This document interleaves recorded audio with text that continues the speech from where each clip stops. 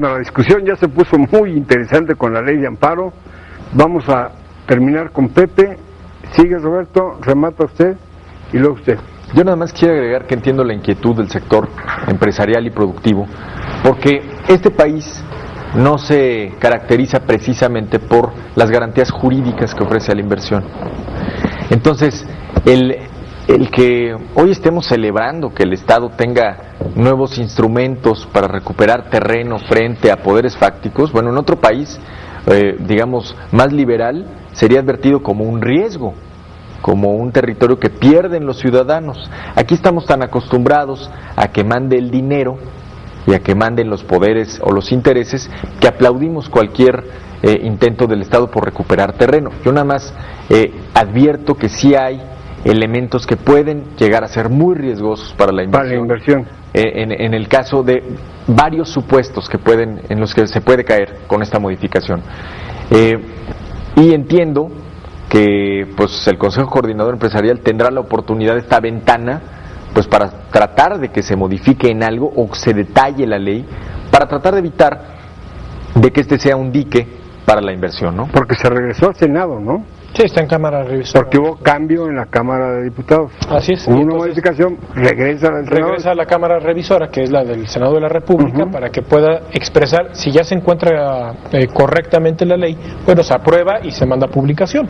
Si no, se vuelve a revisar ahí, se vuelve a modificar y la Cámara Revisora pasa a ser ahora la Cámara de Diputados a efecto de que también haga sus apreciaciones o sus manifestaciones de estar de acuerdo de las modificaciones que haya surtido en él. ¿Y algo que agregarle, algún tema que quieras que aclaremos? Bueno, lo importante es el tema que el juicio de amparo, sin duda alguna, es el juicio de garantía, el juicio de garantías constitucional que tenemos como elemento y como instrumento los mexicanos para poder defendernos contra actos de autoridad que hayan sido violaciones a las garantías individuales del individuo, como la libertad, la seguridad jurídica, los actos que atenten contra la posesión de las personas. Y el juicio de amparo procede por tres elementos fundamentales, que actualmente lo señala así la ley de amparo: por leyes o actos de autoridad que violen las garantías individuales, por leyes o actos de la autoridad federal que vulneren o restrinjan la soberanía de los estados, o por leyes o actos de autoridades de estos que invadan la esfera de la autoridad federal. Ahora, lo importante de esta situación, no creo que hoy la apreciación del Consejo Coordinador Empresarial sea lo más correcto. Si bien el escenario de lo que ha afectado muchas veces a nuestro país en el tema del juicio de amparo era el abuso de la suspensión provisional. Este acto de la suspensión provisional, una vez que el interesado o el afectado por su derecho presentaba el escrito de juicio de amparo ante el juzgado de distrito, si era indirecto, o en su caso directo ante los colegiados de circuito, bueno, aquí había una situación. A los 3 días, una vez que rindiera su informe constitucional, la autoridad responsable, que en este caso puede ser el Ministerio Público, el juez penal o cualquier entidad administrativa o cualquier tribunal del trabajo, bueno, rendía su informe y con los elementos que reunía la autoridad federal en este momento, bueno, concedía la suspensión provisional. Ese efecto de la suspensión provisional mantenía en un estado intocado la situación jurídica de lo que estaba aconteciendo en esa litis, en esa controversia. Correcto. Ahora, era lo correcto totalmente. Sigue siendo y va a seguir existiendo el tema de la suspensión provisional.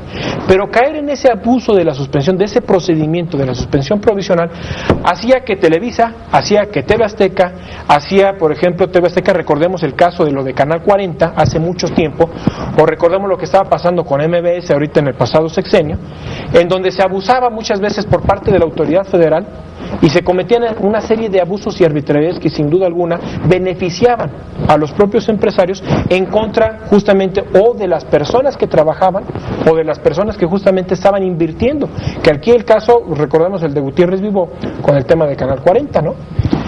Es un tema muy importante es un tema muy amplio el tema de la ley de amparo, sin duda alguna.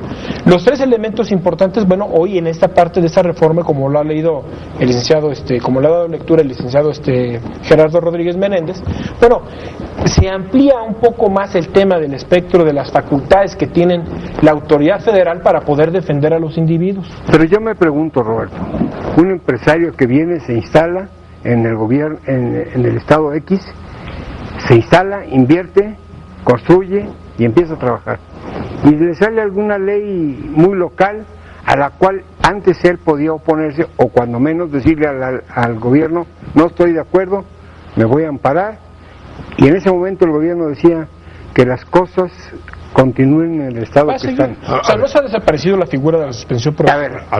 Si en esa suspensión se tardan 2-3 meses, ese empresario que apenas está empezando va a tronar. Es que ahí esa ley, lo que decía con ese tema es, por ejemplo, si le afecta esa ley, al momento que se comienza a tener vigencia y aplicar esa legislación, el empresario puede acudir en juicio de garantías constitucionales para poder detener con un efecto suspensivo que se cumple esa legislación, a efecto de revisarla y ver si existe verdaderamente esa violación de la que se está tratando. ¿Pero cuántos días va a estar cerrada la empresa? No va a estar cerrada. O sea, la empresa va a seguir el procedimiento que afecte al empresario es el que se va a escuchar al licenciado Sepúlveda. A ver, hay que aclarar. O sea, la suspensión se sigue considerando como tal en la nueva ley de amparo. Así es. O sea, hay la posibilidad de suspender el acto reclamado. Uno de los requisitos para que se pueda suspender el acto reclamado y mantener viva la materia del juicio, si me van a fusilar, promuevo amparo y en lo que me resuelven el juicio se le pide los informes a los responsables y demás, pues ya me fusilaron. Entonces, para eso es la suspensión provisional. Entonces, lo único que sí se establece es que no procede la suspensión cuando se contraviene el orden público. Así es. Y vaya, la ley de amparo actual tiene un listado de causas en las que se considera que hay esa vulneración del orden público. Lo único que pasó es que ahora en la nueva ley de amparo se integran casos en los cuales se vulnera el orden público. No eliminando lo anterior.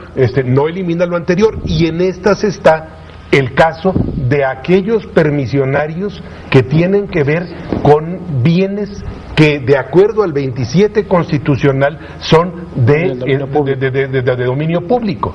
O sea, yo creo que no sería el caso, por ejemplo, de todos los empresarios, solamente aquellos que manejan minas, concesiones de minas,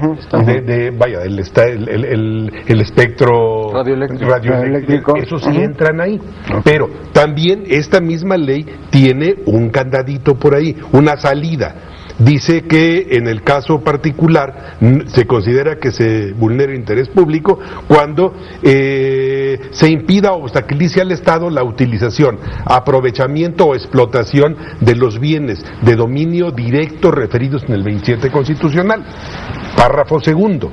El órgano jurisdiccional de amparo, excepcionalmente, podrá conceder la suspensión aun cuando se trate de los casos previstos en este artículo, si a su juicio, con la negativa de la medida suspensional, puede causarse mayor afectación al interés social.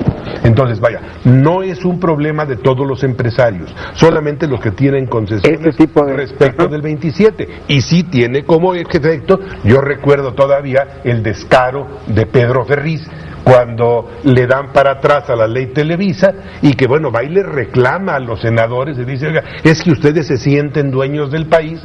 No más faltó que dijera, siendo que los dueños somos nosotros.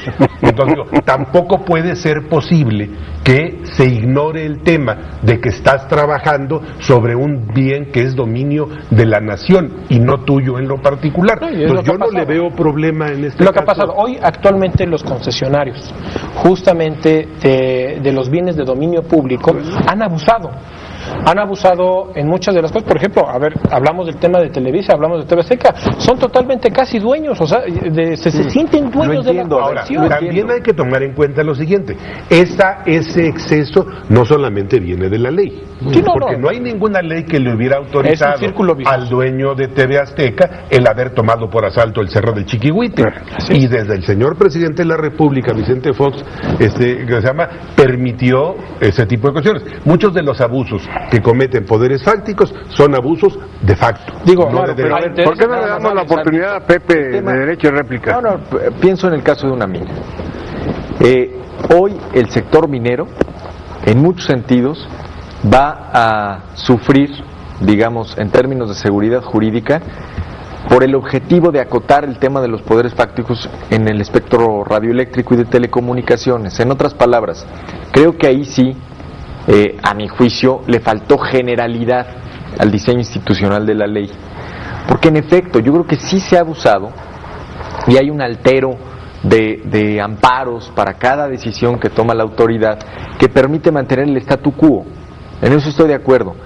La única inquietud es si en el caso, por ejemplo, insisto, en el caso de una minera que pues tiene en su contra la decisión o el acto de autoridad y se quiere amparar, pues hoy el camino es más difícil para reconvenir ese acto de autoridad indebido a su juicio.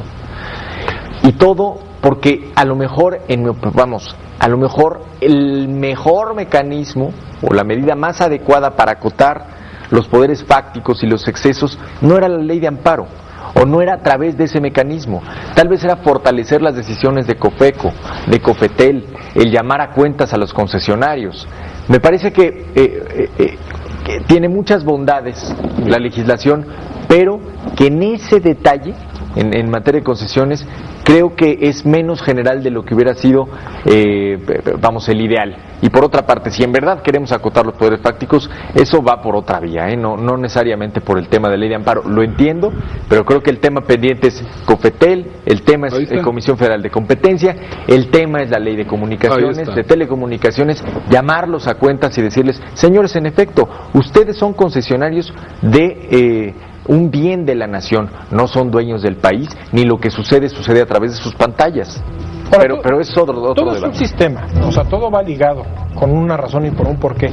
Tenemos que entenderlo a partir del nuevo sistema de justicia penal, que hoy actualmente la ley de amparo se tenía que reformar justamente en un sentido que obligaba a que se transparente más la situación, que hoy existe muchos de estos casos que lógicamente han trastocado los intereses no solamente de los empresarios, sino de muchos particulares que sin duda alguna, han afectado nacionalmente los intereses del país. Pues ya te afectó a ti porque te van a cobrar los minutos que te comas. Vámonos, Roberto Rico. Y eso que no estoy a dieta.